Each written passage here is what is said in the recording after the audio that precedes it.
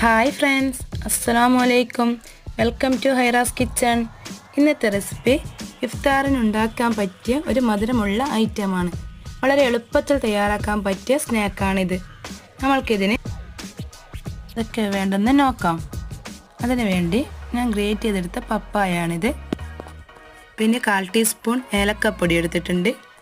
അതിനാവശ്യമായ പഞ്ചസാര, പിന്നെ കാഷ്യൂനട്ട്, കിസ്മിസ്, 4 മുട്ട. ഇത് നമ്മൾക്ക് എങ്ങനെയാണ് ഉണ്ടാക്കാമെന്ന് നോക്കാം. ഞാനൊരു സോസ് പാൻ വെച്ച് അതിലേക്ക് 2 ടീസ്പൂൺ ഗീ ഒഴിച്ചു കൊടുത്തു. നമ്മൾക്ക് ഗ്രേറ്റ് ചെയ്ത് വെച്ച പപ്പായ നല്ല പോലെ ഒന്ന് ഫ്രൈ ചെയ്തെടുക്കാം.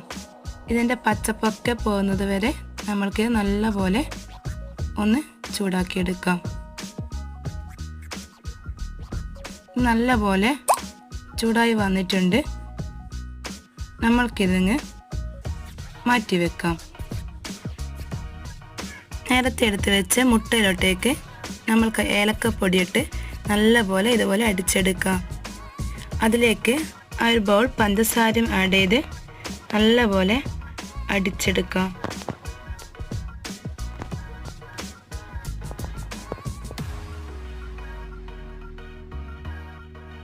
ഇത് നല്ലപോലെ മിക്സായി പഞ്ചസാരയൊക്കെ അരിഞ്ഞ് വന്നിട്ടുണ്ട്. നമ്മൾക്ക് ഇതിലോട്ടേക്ക് നേരത്തെ ഫ്രൈ ചെയ്ത് വെച്ച് പപ്പായ ഇട്ട് കൊടുക്കാം. 4 മുട്ടക്കുള്ള പപ്പായാണ്. ഞാൻ ഒരു പപ്പായയുടെ 1/4 ഭാഗം എടുത്തിട്ടുണ്ട്. നിങ്ങൾ എത്രയാണോ ഉണ്ടാക്കുന്നത് അതിനണക്കായിട്ട് എടുക്കാം. നമ്മൾക്കൊരു സ്പൂൺ എടുത്ത് ഇത് നല്ലപോലെ മിക്സ് ചെയ്തെടുക്കാം. പിന്നെ ഇത് ഓപ്ഷനിലാണ്, പിസ്ത കളർ നിങ്ങൾക്ക് ആവശ്യമുണ്ടെങ്കിൽ മാത്രം ചേർത്താൽ മതി. ഞാൻ ഇതൊരു കളറിന് വേണ്ടി മാത്രം ചേർക്കുന്നതേ ഉള്ളൂ. അതും കുറച്ചൊഴിച്ച് നല്ലപോലെ സ്പൂൺ കൊണ്ട് മിക്സ് ചെയ്ത ശേഷം നമ്മൾക്ക് സോസ് പാനിലോട്ടേക്ക് ഒഴിക്കാം. ഇവിടെ ഒരു സോസ് പാൻ വെച്ച് കൊടുത്തിട്ടുണ്ട്. അതിലേക്ക് ഗീ ഒഴിച്ച് ഈ ബാറ്റർ അങ്ങോട്ടേക്ക് ഒഴിച്ചു കൊടുത്തു.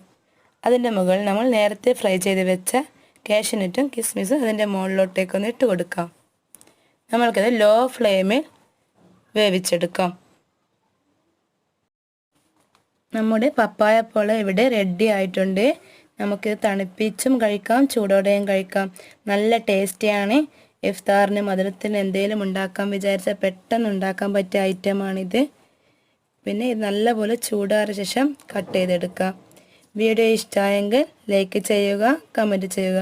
പുതിയ വീഡിയോ വരുന്നവരെ ഓക്കെ.